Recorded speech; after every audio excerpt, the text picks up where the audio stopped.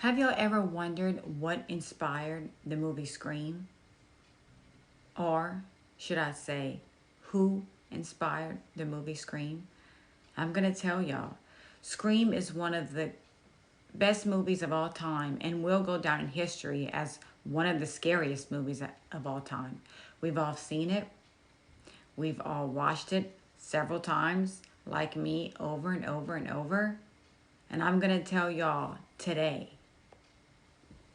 who the movie is made of. Stay tuned.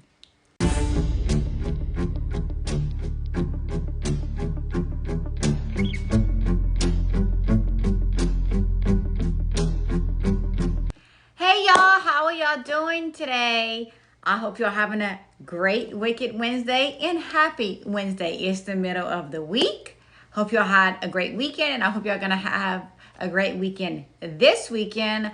I am so excited because it is Halloween. Halloween is my favorite holiday. I have my little headband on with some eyes. I have my Chucky shirt on. I am ready to go. If some of y'all may not know me, hello, my name is Anne Marie, aka the Cajun Crime Queen from Carrico, Louisiana. Cajun born, Cajun bred, and when I die, I'll be Cajun dead. I want to thank y'all all for coming to sit with me tonight. I hope y'all have a beverage, maybe a little glass of wine, or a Coca-Cola, or some water. Oh, I love water. Make sure y'all drinking y'all water every day and at least going for walks and exercising. I want to tell y'all a story about me. Like I always say, I have stories. Well, this past Friday, my hairdresser, Tony, who's so wonderful, I told her I wanted some blonde highlights. Well, I went back the very next day because I said, nope, I'm just keeping my dark hair and no more highlights. So the next day I changed it. She colored over them and this is my hair. But I couldn't wait to show y'all my outfit today because every week that I make a movie, I'm going to have something different on. And my favorite scary movie is Chucky. And I am obsessed with headbands. I probably have over 100 of them. But this was my favorite. I don't know if it's a duck. No, it's not a duck. I think it's just like a tatai. Oh, a tatai in Cajun, it's a monster. I don't know what it is, but it's like awfully cute. And one of my favorite colors is yellow. Today, we are going to be talking about Danny Howard Rowling. Danny Howard Rowling was born May 1954 in Shreveport, Louisiana. Shreveport is far away. I'm sure y'all have seen Princess and the Frog when Raymond says, "May go to bed." Y'all from Shreveport? Yeah, it's far away from us. He was born there and he had a very troubled childhood. His parents, James and Claudia Rowling, they were very young when they got married. His father was a police officer. Claudia got pregnant and his father was highly upset. He would often tell Danny that he was an unwanted pregnancy. Y'all, who tells their child that or any child that? That is horrible and traumatizing to anyone. And I tell y'all this. He would beat up Danny so bad daily that the neighbors would see it. He would pin him up. He would have marks around his neck. And this is an even worse thing. Danny had a little dog, and his dad would beat up the dog severely, almost daily, that one day the little dog died in Danny's arms. Y'all, that gives me the chills. That is horrible for a person, much less a child. He had a horrible childhood. By the time Danny was 14, he was peeping into windows, which, as we all know from several serial killers that I have talked about, it's a red flag right there. That is a red flag when children start peeping into windows because they form in this control. I'm in control of this person because they don't know that I'm watching them. It's all about power. I'm learning that. I've watched several documentaries on peeping Toms. He was arrested for robberies in Georgia. He was he was in the military. He only lasted 1 year before he got kicked out. He even got a job in Bossier City, Louisiana at Poncho's. Y'all remember Poncho's? Y'all remember you would raise the flag and the flag would come up and the people would come. I miss that restaurant so bad. Gosh, that was an awesome restaurant. Danny had trouble connecting with people, being around a lot of people. So he could never keep a job, hold a steady job. It was very, very hard for Danny to really do much of anything but except be a loner. Danny ended up meeting a lady at a church, his church that he went to, very religious, and he got married. And they were married for 4 years until she filed for divorce because she became very scared of Danny when he threatened to kill her. He also told his mother that he felt that he had several personalities. He had this one, he had that one, somebody named Gemini, and that he said that one of his personalities wanted to hurt people. Red flag, y'all. Red flag. After that, Danny actually told one of his cellmates, that he wanted to be known for something. He wanted to go down in history for something. Now, most people would say, you know, like a Nobel Prize winner, like Albert Einstein. Oh no, he didn't want to go down in history like that. He wanted to maybe go down in history as a Ted Bundy, a Jeffrey Dahmer, the Night Stalker, those types of people. And you know what? I'm going to stop right there because I have to say this. I didn't know about Danny. When I started researching serial killers in Louisiana, I did not know about Danny Rolling at all. And I wonder why. Now, old Teddy Boy, Jeffrey Dahmer, Richard Romanos, those three, the Night Stalker, you know, we know all of them one by one, right? We know exactly who they are, okay? Their victims, where they were, everything. But when it got to Danny, I wonder if because serial killing had maybe just started becoming famous, that was, you know, up there in the 70s and the 80s.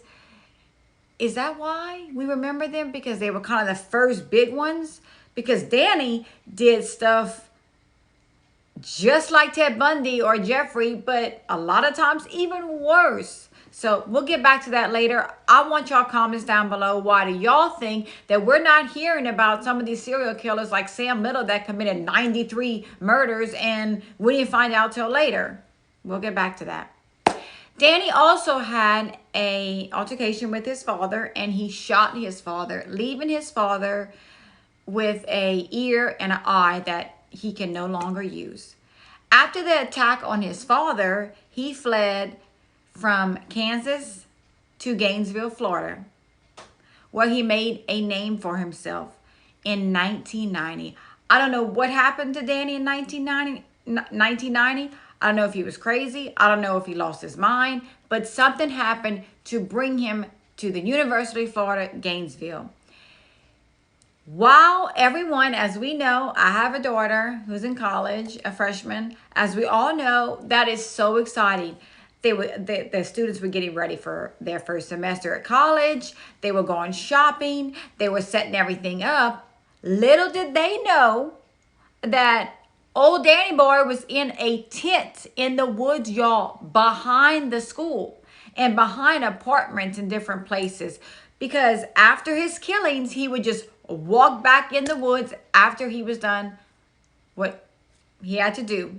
And it was very scary. I'm going to tell y'all all about everything he has done. And when I tell y'all, y'all get ready. Because a lot of these things that I'm about to tell y'all, very public knowledge. Y'all can go find it anywhere. I'm going to link the links down below because I can't go into detail. And I don't want to go into detail out of respect for the families of the victims. But I just want to let y'all know that it is very, very, very sad what Danny did to these victims. On August 23rd, Sonia Larson and Christina Powell were very, very excited. They were about to start school. They went shopping They went eat at Chili's. They were having a great night. They phoned their parents from a payphone. A payphone, I'm sure some of y'all like, what is that? Yeah, we'll talk about that one day. But they called their parents from a payphone using a calling card. I don't know what that is, but I'm sure some of y'all do. But that's how we used to make calls back then. They called their parents, told them they were good. They also were only 17, 18 years old, so they were babies, but they were so excited. They did not have a phone yet, so they would have to make their calls to whoever they wanted to speak to until their phone was set up down the road on a payphone. Anyway, little did they know that Danny Rawling was spying on them, stalking them. He broke into their house on August 24th of 1990 through a sliding glass door. I don't think we even have those anymore. Maybe on balconies at condos, but anyway. He saw that Christina Powell was laying on the couch, stood over her, which that gives me the frissons right there. That gives me the straight chills. It makes me nervous. He looked at her for a while. He went upstairs to Sonia Larson's room and he severely attacked her. Horribly attacked her. She was stabbed arms, legs, chest. He cut her nipples, mutilated her, positioned her, washed her all up using Dawn. He laid her back with her feet dangling off the bed, and y'all, her hair fanned out. Posed her nice and pretty. So when the cops walked in, they were going to see that. It was horrible. He goes downstairs to Christina Powell, makes her lay in her stomach, stabs her 5 times in the back, turns her over, essayed both the girls, and mutilates her breast, just like he did with Sonia. And from what the police can find, it looks like they had been, taped around their wrists and around their mouth. But he had taken it off and he had positioned their bodies to where it looks like, I think he wanted the shock value of what the cops are going to see when they walk through that door. That's exactly what I think, which is absolutely horrible. He's disgusting, disgusting. Do y'all remember in Scream how one of the actors was hanging from the garage, the other one was hanging from a tree? Horrible, horrible, horrible, horrible. I think it was the shock value. Well, when no one heard from them, they saw her family had came in to deliver furniture, Christina's family. They couldn't get in. They were starting to get worried. They saw a maintenance man. They said, hey, can you let us in? He said, let me call the cops. I can't just walk in there. Well, they also had the parents there. So the cops come. And of course, just like me as a mother, I would want to run in and see. Well, as soon as the cops opened the door, he smelled the smell of death. And he knew. And the maintenance man went upstairs and comes running back downstairs and throws up everywhere. That's when the parents knew something was wrong. Now, at that point, if that was my child or someone I loved up there and someone came out like that, I would, right away, I would know something's up, something's wrong. Thank God, I don't know, but supposedly the parents didn't see anything, and I hope to gosh they didn't, because they said it was a horrific scene. He had essayed these girls, he had mutilated these girls, he had murdered these girls at just 17 and 18 years old. They had their whole lives in front of him. Their whole lives. They were ready to do things. The cops did not want to get all of the University in Florida, Gainesville community all riled up. So they didn't kind of go too crazy, but they were very, very, very worried about this case, because just the next day, they found Krista Hoyt murdered. Now, Krista Hoyt was a beautiful girl. She was a freshman at Santa Fe College. She worked part-time at the police station. She wanted to be a crime lab tech, a crime tech, crime tech lab. I'm sure I'm saying that wrong, but she wanted to be a crime lab tech. And she was very punctual. Y'all, she even had her wisdom teeth removed. And the same day, a couple of days before the murder, she went into work at midnight with just having her wisdom teeth pulled that day. She was just a very dedicated worker. And when she didn't show up for work, within 10 minutes, they were like, something's wrong. Nope, Christina, she would never just not show up. She's very punctual. She's always on time. Something is wrong. Well, what happens, y'all? Danny was spying on her, stalking her, waited for her to get home. At 11 a.m., she got home. It looks like he put her in some type of chokehold, grabbed her, moved her to the bedroom, got to the bedroom. He essayed her, tied her up. Y'all, he cut her from her pubic bone to her breast and mutilated her breast. It's horrible. After that, he posed her, fanned her hair out. Her feet were dangling off the bed. He gets back to his tent, y'all, and realizes, where's my wallet? Oh, I must have forgot it. Let me go back to the crime scene and get my wallet. Like, who does that? Most of the time, people just, okay, done now, I'm leaving, I'm out. No, he went back to the crime scene and he wasn't done with Krista. Oh my gosh. He decapitated her, took her head, placed it on the shelf so it looked like she was looking at her deceased body, slumped over. When the cops got there, they were shocked. Y'all, they had worked with her. They were close to her. She still had blood dripping out of her torso. It was that severe. It was horrible that he was posing these victims. I mean, you have to understand, her own father said, I hope she died right away. I hope she died right away. I hope she died right away, which I'm sure she did with the first blow.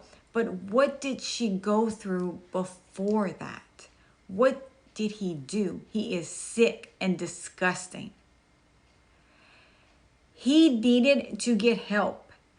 And just 2 days later, y'all, 2 days, he knew that Manny Tablota, I don't know if I'm saying his name right, and Tracy Paulus, they moved in together. They were friends in high school. They were close. So they said, let's just get an apartment together. They were both going to the University of Florida in Gainesville. No problem. Well, Danny knew that she had a roommate, Tracy. But he didn't know the roommate was going to be home that day. Well, he walked in, saw Manny on the couch, and Manny is not no little person. He's not no petite girl like all the rest of his victims. He was over 6 feet, a strong, strapping, good-looking, played football guy. He was strong, and there was a fight. There was absolutely a fight, and Danny got the best of Manny. Tracy comes down to see what's going on and realizes what's going on. She rushes to the room. She locks herself in the room, and as soon as he walks in, y'all, do y'all know what she says to him, according to Danny in his confession? Oh, you're the one? Danny looked at her and said, yes, I am. He essayed her because, as we all know, that's the main person he wanted to get to was Tracy, but he had to go through Manny first, and he essayed her, mutilated her, posed her body like the rest of them, and they were found shortly after. Now, the police knew at this time we have a serial killer on our hands. And another thing that I want y'all to comment on is, I know a lot of y'all watching me know about serial killers and know about crime. As we all know,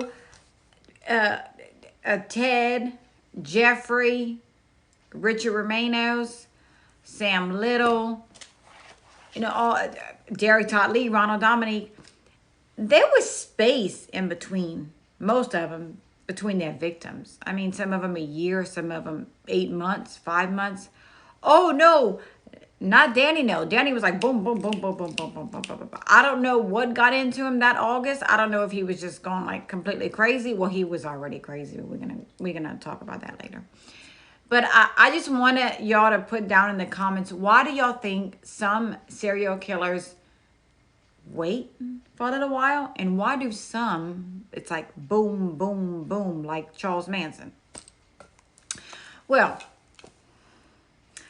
the police did make an arrest in connection with Edward Lewis Humphrey. Now, Edward Lewis Humphrey looked like he could match a serial killer. He had an altercation with his grandmother and beat up his grandmother severely. He had some mental issues. He wasn't taking his medication. So they arrested him for the assault of his grandmother, kept him in custody for 5 months. Supposedly there was another suspect. I don't know who it was because he wasn't named.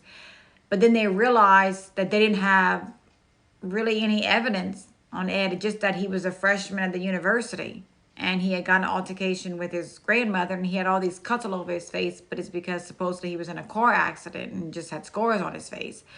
But they kept showing his picture over and over and over, which is horrible because you never get past that. You never get over that. The media just like stuck to that. Just stuck to it like white on rice. Like this is the guy, we got him, done. No, not at all. Not at all. While Danny was committing these 5 murders on these 5 students, he was also robbing banks, the Winn-Dixies, just having a good old time. He even went to a 7-Eleven, walked in and demanded the cash with his mask on, and the cashier only had $11. Oddly, he gave it back to her and said, "It's not enough. Here you go," and left, which is kind of weird to me. Kind of weird, but I guess he was like, it's not even worth it. Well, one of the banks that he robbed had put this red dye in one of the stacks, and supposedly it explodes if I don't know if you try to use it or in a matter of time, but something happened. Well, I know what y'all are thinking right now. What led the Gainesville police officers to Danny Howard Rowling? What do y'all think? Y'all think those murders are done? Nope. Because before he went to Gainesville, he had a good old time in his sick head in Shreveport. He is disgusting. In his words, they had to die. They had to die. And the next murders that I'm going to tell you about is horrible and disgusting. Okay? Y'all might want to tune away if y'all don't want to listen to it. I'm not going to tell y'all all the gruesome details, but y'all just wait. A lady by the name of Cindy Jurek knew Danny Rowland. She lived in Shreveport. He went to their church, and Danny started coming to see her and her husband sometimes at night, visiting, having dinner, normal things. Well, one day her husband walked in and said, "He's got to go. He's got to get out of here. He has to leave." And she's like, "Why? What's going on?" And he told them, "I like to stick knives in people." I would be like, "Oh, okay, well, I hope you have a good night. I'm going to see you later." Anyway, so that was it. And the last thing he said to them was, "I want to go away. I want to go somewhere where the sun's always out. There's beautiful women, and I could just lay down all day and watch them." Of course, he's going to go to Florida, but a college town. It's sunny, beautiful young college students, of course. Well, Sydney heard about these crimes that were going on in Gainesville and knew what Danny had told them about maybe going somewhere sunny and looking at women or whatever. She just couldn't let it rest. So she called Crime Stoppers and said, I think you need to look into this man. I really do, because I think something is up with him. And they said, okay. They found Danny. And Danny confessed to 3 more brutal crimes in Shreveport, Louisiana. And his type B blood that were on the Gainesville murders was the same type B blood on the Shreveport murders. Now, Tom Grissom, Julie Grissom, and 8-year-old Sean Grissom was celebrating Sean's birthday. Sean, the little 18-year-old, his dad, which is Tom's son and Julie's brother, he was on his honeymoon with his new wife, so they were taking care of Sean. Well, while they were celebrating, they were about to have dinner. Danny wanted Julie, but he knew he had to get, the only way to get to Julie was to go through her dad, but realized there was an 8-year-old there. Make a long story short, he killed everybody in the house, mutilated S.A. Julie, posed her where the other ones weren't. They knew that everything matched. Now, could y'all imagine Tom's son, Julie's brother, little 8-year-old Sean's dad, comes back and his whole family is dead? His dad, his sister, and his baby boy? Do you understand what that could do to a person? Do you know what kind of monster this man was? He'd take some of those serial killers like on a whole nother level. That's how sick and twisted he is. To kill anyone but an 8-year-old child for no reason? An 8-year-old little baby boy? Oh, y'all, he's sick. Don't even get me started. I can't even fathom this. But here we are now with 8 victims of Danny Rawling. Do I think there's more? Absolutely. Even though he confessed to everything, I think there's more. He even got himself a girlfriend while he was in jail. She even wrote a book about him. He even sang to her in the hearing, which I'm going to put the link down below. I'm going to put several links down below because y'all going to hear about him and all his singing. Well, I have a question to ask y'all. Why do these women or men get involved with serial killers, rapists, people that are horrible? In my opinion, they want to get recognition. They want their rights to everything. They want to be famous. They want to be on Phil Donahue, Montel Williams, Jerry Springer, whatever show they want to be on, so they can get this. Oh God, look, there's notoriety. Like, look at me. I want y'all to drop down in the comments. Why do y'all think these people want to get involved, like Ted Bundy and Danny Rawling? Why do they want to get involved with a killer? When the cops found Danny's tent, I mean, they found everything. The tapes, the money with blood on it. They found several articles of clothing. And, he was robbing all these places, but he was living in a tent. So I don't understand. I don't know. Was he on substances? Was he paying? I don't understand what he was using with his money, because it's not like he was staying somewhere like even at a cheap hotel. He was staying in a tent in the woods. Maybe he was comfortable like that. I don't know. But they also found out that he raped a lady on August 5th of 1990, who resembled his wife, but he did not kill her. He did rape her. So that's why, in my opinion, I think that there are other victims of Danny Howell Rawling. Now, Danny went to trial, did what he had to do, and at first, I didn't do anything. And then he confessed, but it had to go through his cellie. So he would, and then the cellie would repeat to the lawyer or the judge or whoever he was talking to, which is weird. Why wouldn't you just tell the cops what you did? Why does it have to be through your cellie? You know, a person you share a cell with. But anyway, that's what he did. And then a shocking twist, y'all. He walked into the courtroom and he said, I'm guilty. I want to plead guilty. And this is it. I'm done. I did all of this. There is no other definition for it. I did what I did. I am sorry.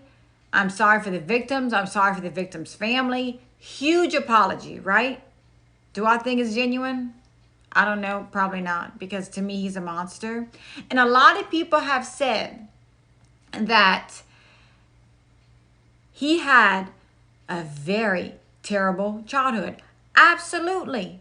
Absolutely. There's no question that he had a terrible childhood. A childhood I wouldn't want anyone to have. But I personally know people with a terrible childhood. They're not out there killing people. They're not out there mutilating people. I think Sean needed to get some kind of help. Oh, and another thing. All of the victims were petite with brown hair and brown eyes, which all look like Danny's mother, Claudia. I don't know, y'all. Did he have some kind of resentment towards his mother? Was this just a coincidence? I don't know. I don't know. They found several mental issues with Danny. I am not shocked. His childhood was absolutely terrifying, horrifying, traumatizing. Just horrible. I think that his mother not standing up for him, in my opinion, no, because I don't know about y'all, but nobody's beating on my child. Nope. I don't care if it's their real dad. I don't care if they deserve it. Nobody's just going to beat up on my child. No, it's not happening. Or kill my dog. It's not happening. And maybe he resented his mom for that. I don't know. But he was diagnosed with antisocial personality disorder, borderline personality disorder, and paraphilia. Now, I think that if he would have gotten these diagnoses before, maybe he wouldn't have done all this. Or maybe he would have. Maybe he was just a sick, twisted, horrible individual that was going to do this anyway. But why didn't he get help? Why didn't his mother, I'm not even going to talk about his father, but why didn't his mother look at him and say, something's wrong? Especially when he told her, there's something wrong with me. He even told the psychiatrist, it's not me doing the murder, it's this Gemini person. Because he thought to have so many personalities, but he didn't get the help he needs. Now we would get the help we need. You remember I told you I'm going to talk about my issues with y'all one day. But remember last video I told y'all how I'm very shy? Y'all, it takes over my body. When I walk into a room and I'm with my man, I tell him, hurry up and sit down. Hurry up and sit down. I don't want anybody looking at me. Hurry up and sit down.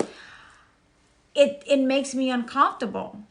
It does. But it's something that I have to get past. And I wonder if Danny just couldn't get past all these personality issues. You know, antisocial. Something had to, he needed some type of help. And I'm going to put y'all with my final thoughts. First of all, to the victims and the victims' families, my heart goes out to y'all. I hope I never have to go through what y'all go through. There is a beautiful mural painted in Gainesville, Florida with all the victims' names, which I really want to go visit someday. when I go, I'm going to make sure to video and I'm going to show y'all. It is absolutely beautiful. And I'm so happy that's a tribute to them because they deserve it. They were babies. They were just starting their lives. And remember how Ed Humphrey, the guy that they said supposedly was doing all the serial killers with the scars all over his face, he has stopped taking his medication when he beat up his grandmother. I think that when people think they're doing fine, they're doing great. Oh, everything's wonderful. I don't need to be on this medication because I'm good. Once they stop taking it, they're off to the races. And it's not a good thing. It's people have mental issues, and I wish we would talk about them more because it's nothing wrong. It doesn't mean you're a psycho. It doesn't mean you're crazy. People have mental issues that need to be addressed and helped and go to therapy and take medication. I strongly agree with that. And I think that if Danny, maybe, I don't know, he could have just been crazy. Maybe if he would have had the help he needed and been on the medication he needed, maybe it would have helped him. I hope y'all all enjoyed this video on Wicked Wednesday. I hope that y'all like, subscribe, comment. It's a free way to help this Cajun girl out. And I want to let y'all know that I'm thinking of all of y'all because y'all are the ones supporting me. And I hope y'all have a great weekend this weekend. And remember, Halloween month. I don't know if y'all could tell behind me, but I have my eyeball candle spinning. I have my other spooky candle holder. I just love Halloween, and every single week I'm going to do a different theme. And I just want y'all to put down in the comments below what y'all favorite Halloween movie. And I want y'all to also tell me, have y'all ever heard of Danny Rowland? Do y'all think Scream was inspired by him? I love y'all so much. And thank y'all so much again for tuning in to Wicked Wednesday with me, Anne Marie. Until next time, bye.